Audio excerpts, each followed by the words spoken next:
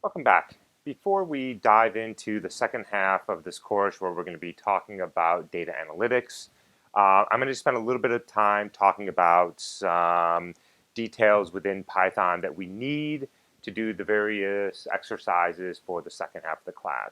Some of this is a repeat from 206A, but for those of you who didn't take it, I just want to make sure you have the material. So if you're familiar with this, feel free to skip these lectures, and if not, go ahead and just watch some of these, and then we'll get started on the core of the second half of the class. So I'm going to spend all my time here in Jupyter Notebook, hence the slightly different format that you're seeing here. And I want to just talk about a variety of things. The first thing is file I/O. Up until now, we've been doing everything with just variables and data within Python.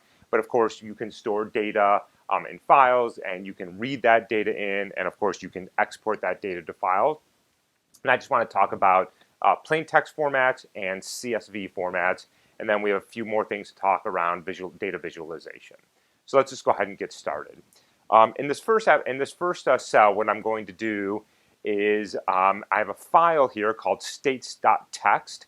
That file lives in the same directory as this code within the Jupyter Notebook. So of course I can put a path here, so that is you can direct it anywhere in your file structure, but since this is just the flat structure here, that file must exist. What I'm doing here is I'm opening the file with read-only permission. This little bit is very important here. If you change that to a W for write, then if that file exists, all the contents of it will get annihilated, and then you'll be able to write to that file. I'll show you how to do that in a little bit, but you have to be very careful. This file pre-existed, and all I wanted to do was to load it into memory, hence the R option here. So this simply opens the file, and it gives me a file descriptor or a hook into the file that I can now suck the data out of. And the way we do that is Python very nicely gives us a construct, which is the for loop. So in file, of course, is the file descriptor that I just opened. For line in file will assign to the variable line each line of the plain text file that was opened.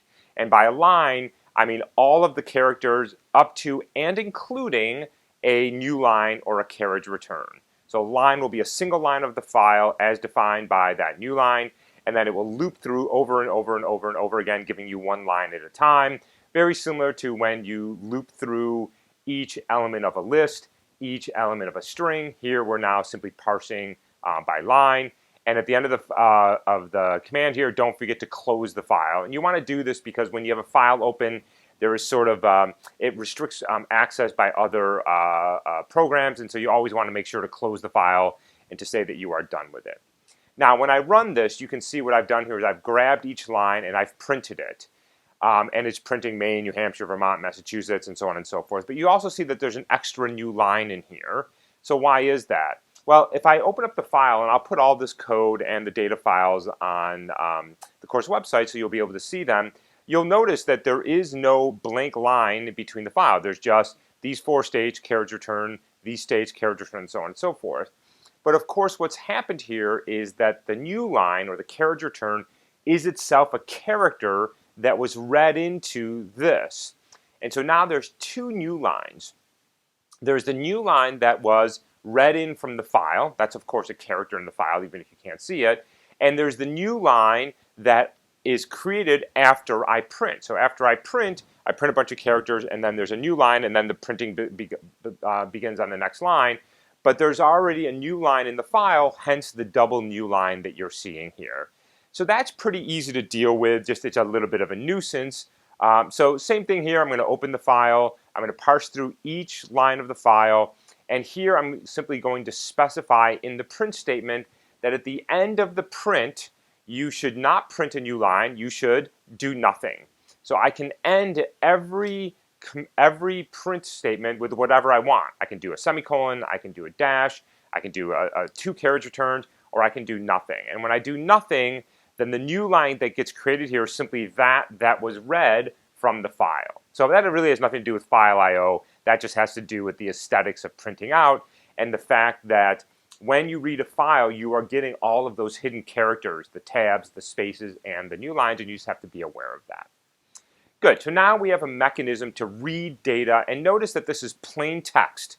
This is if you just open the simplest, not a Word document, not a CSV file, nothing else, just as if you had typed in plain text and saved it as a TXT file. Okay, that's all we can do right now with this thing. So before we get into more complex file structures, let's talk about writing to a file. So here what I'm going to do is open a file. So this looks a lot like the command from before. There's an open, there's a name of a file, but now notice that I'm opening with a W as a second parameter, which says I am going to write to this data file. If the file exists, the contents will be annihilated and you will begin with a blank slate. If the file does not exist, well then you will start writing from, you will create a file and you will start from a blank slate either way.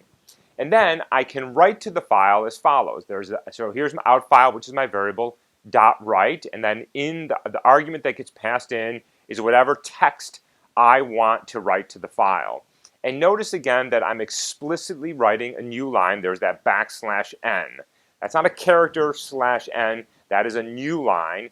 And so when we go to look at the file, which we will do in a second, you will see that there is 4 lines inside of the file that were created. So let me just go ahead and show you what that looks like. Oh, let's go ahead and run this. So there we ran it. And now let's go look at that file. And so you can see here I created the file gettysburg.txt. It was created seconds ago. And if I open it, you can see I have these lines of text that I was created. 1, 2, 3. So let's go back at the code and make sure that makes sense to us. Just reline this up again for us. Okay, so here's one line. Here's another line. Here's one where I didn't put a new line. I just have a space. So this line of code and this line of code are placed onto a single line. So just as when you read files, you grab the new line. When you write files, you have to explicitly place them.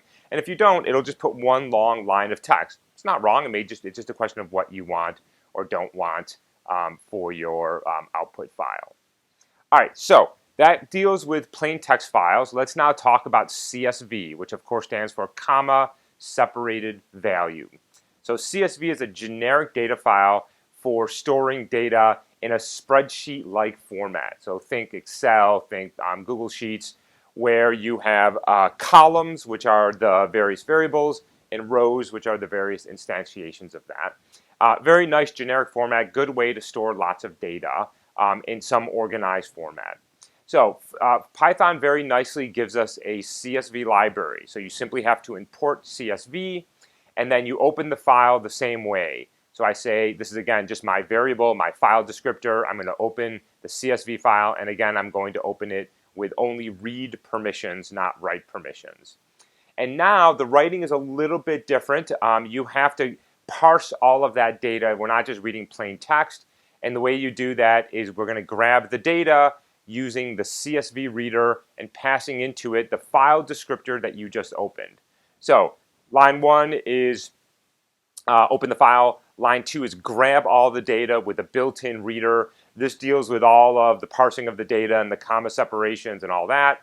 And now we can read the data one row at a time exactly the way we did earlier. So for row, that's my variable name of course, in CSV data, that is the result of reading the data of the CSV file. I'm going to print the row, and as before, I'm going to close the file.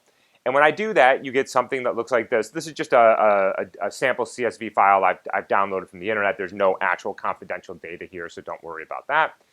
You can see that the first line here are the labels across the top. So first name, last name, company name, address, etc. So those are the labels of the column.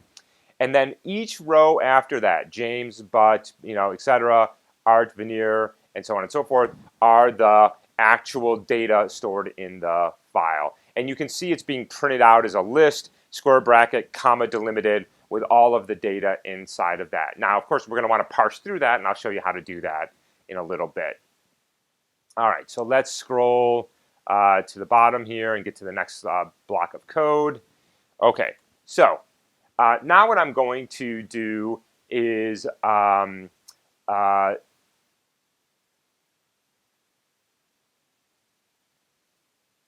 right. Okay. So now what I'm going to do is just show you a slightly different way of grabbing CSV data. So the first version works perfectly fine. It looks a lot like the opening the plain text file.